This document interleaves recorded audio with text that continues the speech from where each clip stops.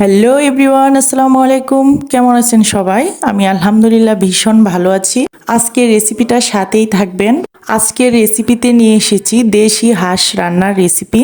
রেসিপিটা যদিও আমার হাতে রান্না করা না, আমার মায়ের হাতে রান্না করা। আম্মুর হাতের হাঁস রান্না আমার কাছে ভীষণ ভালো লাগে। তাই তাই ঈদে শ্বশুর বাড়ি থেকে বাপের বাড়ি বেড়াতে এসে আম্মুর কাছে বায়না ধরলাম হাঁস খাওয়ার জন্য। যখনই আম্মুর কাছে আসি আমি আম্মুর এই রেসিপিটা একদমই মিস করতে চাই না। যদিও এখন হাঁস খাওয়ার সময় না, উইন্টার সিজনে হাঁসটা খেলে খুবই ভালো লাগে। তারপরও আমি এই গরমে আম্মুর হাতের এই হাঁস রান্নাটা আমি একদমই মিস করতে চাই না। আপনাদের সাথে কথা বলতে বলতে আমি বলতে পারিনি কি কি মশলা আম্মু এখানে ইউজ করেছে।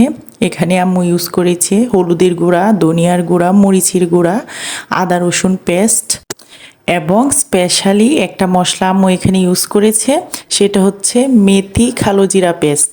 এই মশলাটা ইউজ করলে জানি হাঁসের মাংস খুবই মজা হয়। আম্মুর রান্নার গোপন রহস্যটা এখন হয়তোবা আমি বুঝতে পারছি। আজকে হাঁসের মাংস রান্না করেছে আম্মু মাটির চুলায়। মশলা দিয়ে মাংসটা ভালোভাবে মিক্স করে চুলায় বসিয়ে দিয়েছে। আর হ্যাঁ ভিউয়ার্স, যা বলতে একেবারেই ভুলে গিয়েছি, মাংসতে তেল লবণ সব কিছুই দিয়েছে। আপনারা কষ্ট করে একটু দেখে নেবেন, তাহলেই বুঝতে পারবেন।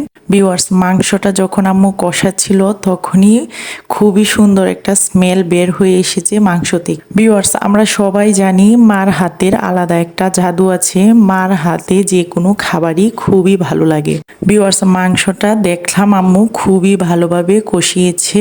দুইবার আম্মু মাংসটা অল্প অল্প গরম পানি অ্যাড করে মাংসটা কষিয়েছে।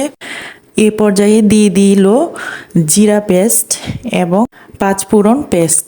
ভিউয়ার্স, মাংসটা দেখেই আমার পেটে ক্ষুধা লেগে গিয়েছে। এখন শুধু খাওয়ার অপেক্ষা। মাংসটা দেখেই কিন্তু খুবই ইয়াম্মি মনে হচ্ছে, আর মাংসের কালারটাও খুবই সুন্দর এসেছে। ভিউয়ার্স, আজকে আমার আম্মুর হাতের রেসিপিটা কেমন লেগেছে অবশ্যই কমেন্ট করে জানাবেন। আর আমার চ্যানেলটাকে সাবস্ক্রাইব করে পাশে থাকা বেল আইকনে ক্লিক করে নোটিফিকেশন অন করে রাখবেন। আর হ্যাঁ ভিউয়ার্স, ভালো লাগলে অবশ্যই ফ্রেন্ডস এবং ফ্যামিলির সাথে শেয়ার করবেন। ভালো থাকবেন সবাই, আল্লাহ হাফেজ।